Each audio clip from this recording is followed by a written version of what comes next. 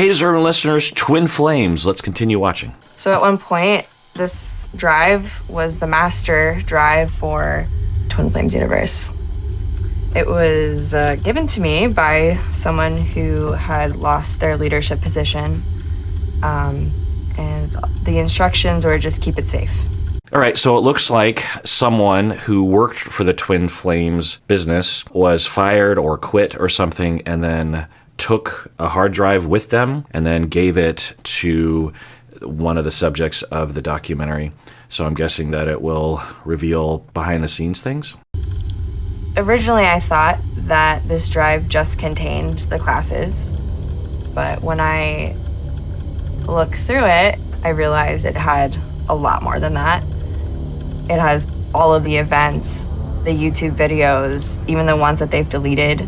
Yeah, it's interesting because in today's world, everything is recorded or could be recorded. And so when exposés like this happen, there's just so much material. A lot of the classes and communications with the cult members and seemingly maybe between the leadership within the cult was over Zoom, and they can often be recorded there too. So that's interesting. And you would just think that with that, there would be fewer people in cults these days, but research doesn't show that. Research shows that it's hard to know because what do you call a cult? And it's not like we have a lot of data from 100 years ago, but it seems, according to some experts, that the rate of individuals who are in a cult as defined in a particular way has not necessarily changed over time, but it's still alarming because there have always been a sizable percentage of any population that could be considered to be in a cult, including today. I can't remember the exact stat, but there's some cult watch organization that puts the amount of cults in North America in the thousands.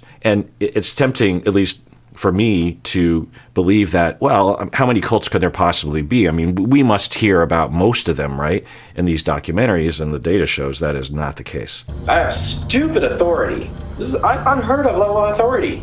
No one's ever had this level of authority over anyone's life, like ever in your known existence. So I don't know what Jeff was talking about there. It sounded like he was recognizing the amount of authority he had over his members, but it was just a little clip, so we don't really know. You need to know this. You're either feminine at your core or masculine at your core. Which is The course that Jeff uses to teach his members to accept which gender they should be. Oh boy, where's this headed? So the question I've been wondering about throughout this is, does Jeff believe this stuff, or does he know it to be bullshit?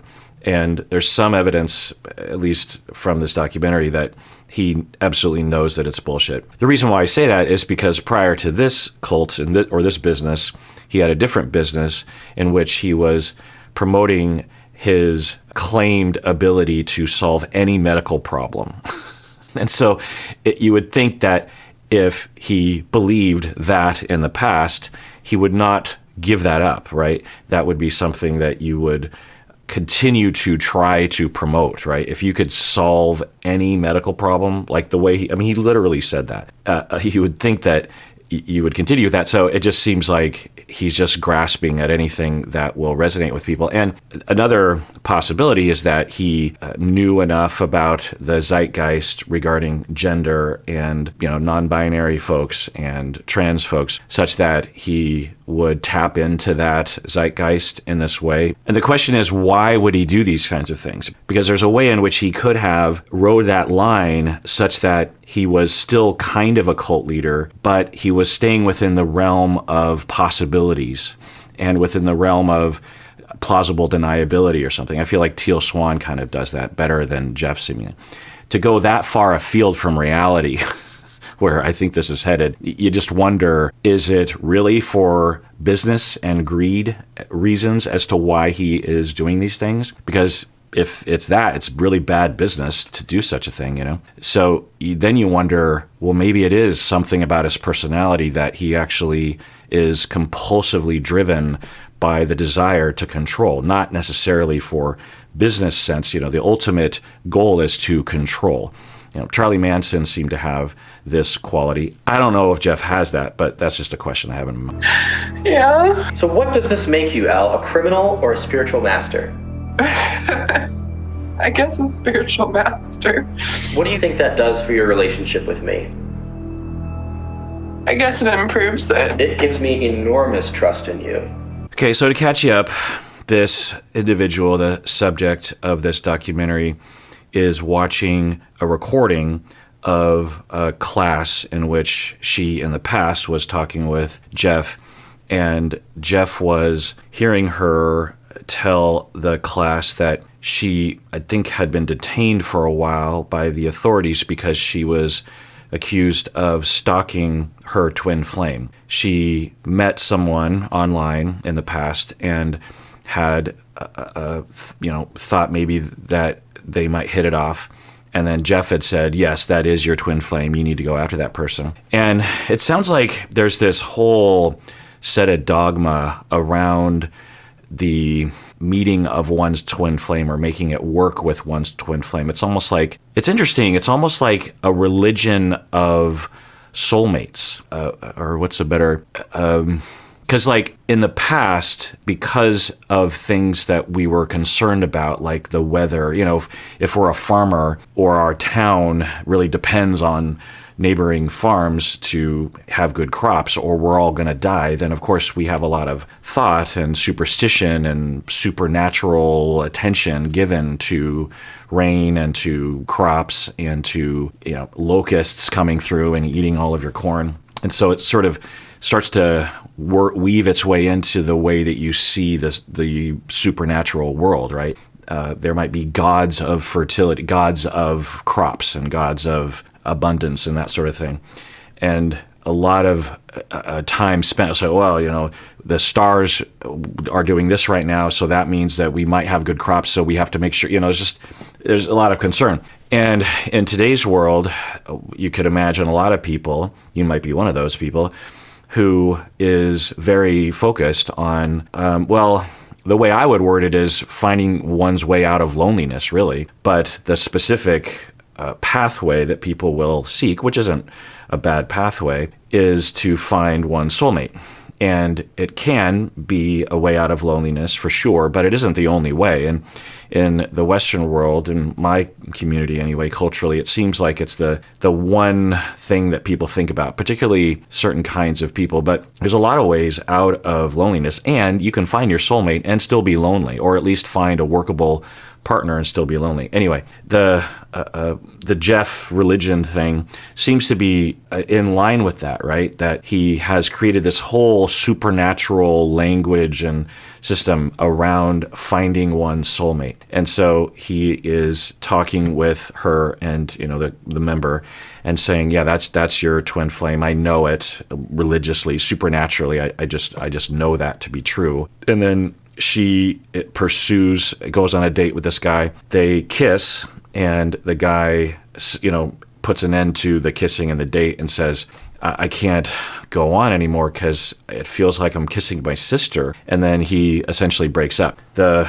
subject is, the woman is upset. Obviously, she's very hurt by that. But, these things happen on dates. With the clients that I've worked with, and frankly, friends along these lines, is I will say, I will find myself saying the same things over and over again. Not because I'm frustrated, but because I'm trying to counteract all of the messages that have been given by culture otherwise that are not helpful. Two messages that come to mind. One is that finding one's soulmate, if you will, if we want to call it that, or finding a workable partner, a match, is a numbers game for a lot of people, if not everybody. Some people, my parents met in high school. My older sister met her husband in high school. So some people just meet, they don't have to roll the dice many times before it comes up with the number that they're looking for. But for a lot of other people, it can take a lot of rolls of the dice before your number comes up. I mean, it's a numbers game. And so you have to go through a lot of duds, a lot of rolling of the dice. Now, it's not a dispassionate process. There's a lot of feelings involved and a lot of disappointments and ups and downs. So it's not like it's just rolling dice. But it's helpful to see it this way, in my opinion, because what can happen for people is that they have 5, 10, 15, really seemingly partners that might work, or efforts or whatever. I think that the emotionality or the expectation that somehow it's going to work, I think is obviously, there's so many messages from our society. I mean, of course, we all kind of know that intellectually, but it's almost in our bones. I mean, the sort of TV shows and movies and stories that are given to us, even at the age of like 2 or 3 years old, has to do with just two people bumping into each other, and then they're forever bonded and they ride off into the sunset. Think of all the Disney movies and all the young adult, books. I don't know if it's true so much today, but there's just a lot of stories. It's a very common plot, right? It's changing, I think, a little bit, but not really. So even though intellectually I think everyone knows it might take a while before you find the one, I think there's 99% of us, cellularly in our bones, we're just like, but I really like this person. I'm feeling that feeling. This has to work. Of course it's going to work. And when it doesn't work, there's a lot of demoralization. So what I'll tell people is that if they get broken up with in a situation like that, where the guy says, oh my God, it's like kissing my sister. Yeah, that sucks. And for sure, let's talk about it. Let's cry about it. Let's process about it. Maybe take a break from dating if that's what you want to do, for sure. But you want to reevaluate your expectations heading into this if you're that crestfallen around it. I feel like a lot of the people that I see who are susceptible and are being preyed upon, victimized, seemingly, by this cult and by this cult leader, were tricked by the Disney films and by culture to believe that they should be able to just find someone right away. And so then she says, well, I'm operating from a place of loving myself. And he's like, good, and just think like, what is he thinking? And basically encouraging her to stalk him. That's where they seemingly are headed with this second episode, is that there were hints of it in the first episode. And of course, if you've seen the documentary, you know all this stuff, I'm guessing. But it seems like we're heading into a topic in which we're seeing that Jeff is encouraging folks to stalk their twin flames and possibly get arrested for it. And some of them seemingly were arrested for it. Act of bravery and courage. Yeah. So what does this make? Okay, so I'm rewinding it, and you see the subject. She is watching herself in a class maybe years prior, and you see her just like, huh? And I think it's because that hard drive that was acquired, they gave it to the documentary people, and now the documentary people are showing her the footage. And so for her, it would be very interesting, right? Because her memory might not be, none of our memories are that great. So she's like, wait, what is happening right there? Because right now, or in this previous class, she's in an emotional state and confused. And so now with her watching it, she's just like, wait, what just happened? You, Al, a criminal or a spiritual master? I guess a spiritual master. What do you think that does for your relationship with me? And then there's that other part where he is clearly using his the cult of personality, the cult of him, and his indoctrination of the members into needing his approval. And even in this little clip that I'm watching, it looks like he either knows this or does this inadvertently, where he will give and take approval very quickly. He'll take away approval and reject, and then he'll give it very quickly. In fact, I remember when I was growing up as a kid, there was, I guess what today they would call a mean girl. And long story short, she did this sort of thing. And I noticed it at some point. I didn't know I didn't think it was like a cult thing, and it wasn't a cult thing, but it is a phenomenon within human interactions and behavior and I remember noting this when I was a kid. I don't know how old I would have been, but I think I was pretty young. And I remember thinking, wow, the person who is the most likely to disapprove of others is the person that everyone wants approval from. And when she would disapprove, people would be crestfallen, but then she would occasionally, give a little bit of approval. And I think we seemingly have a bias towards, well, if someone is giving me disapproval, I need to get their approval. I need to prove myself, especially if we have issues with disapproval in our lives, trauma around being disapproved of. So I think he either knows to do this to control, or he just is like that. So anyway, he's doing that seemingly. I can't really tell, but it seems to have that effect anyway. And then it's, are you a spiritual master or are you a criminal? And she's like, I guess I'm a spiritual master. And then he says, and how do you think, what effect do you think that has on my relationship with you? And then so clearly that wasn't the first time that the relationship with him topic, that couldn't have been the first time that came up, right? It's probably a frequent thing that is being discussed. And so she says, I think she's about to say, I think it means that we're in a good relationship. And so then he, grants that approval. And you just think, like, what? Does he wake up in the morning and say, I want people to stalk people? And then you wonder, does Jeff have some sort of history about stalking that he's trying to impose on other people? Like, he is ashamed, or he feels like he's okay to stalk others. Like, in the past he had stalked others, or he's currently stalking others, and he feels like, well, I'm justified because that's my twin flame, or there's a higher calling than the Constitution or the law. My religion supersedes morality and social rules and the government, so I'm gonna stalk this person. And one of the ways I can justify this way of thinking is if I force other people to stalk others and convince others that this is the right thing to do.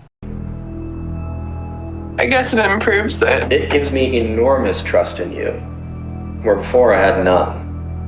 Congratulations, Al. Yeah, you see that? I have enormous trust in you, whereas before I had none. It has that black and white, right? It's like you're either completely with me or you're completely against me. I either love you completely or I hate you completely, which can really create a syndrome for some people of desperately trying to seek that approval, right? The idea in the life purpose class is that, like, if you follow your life purpose, that the love of your life is going to come into your life, which is, like, really not that crazy of an idea. Somehow that turned into everybody being told that their life purpose was to work for Jeff and Shalia. Yeah.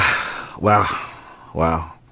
So he would convince people to sign up for a class that costs almost $3,000, and then he convinces them all to work for the organization for free.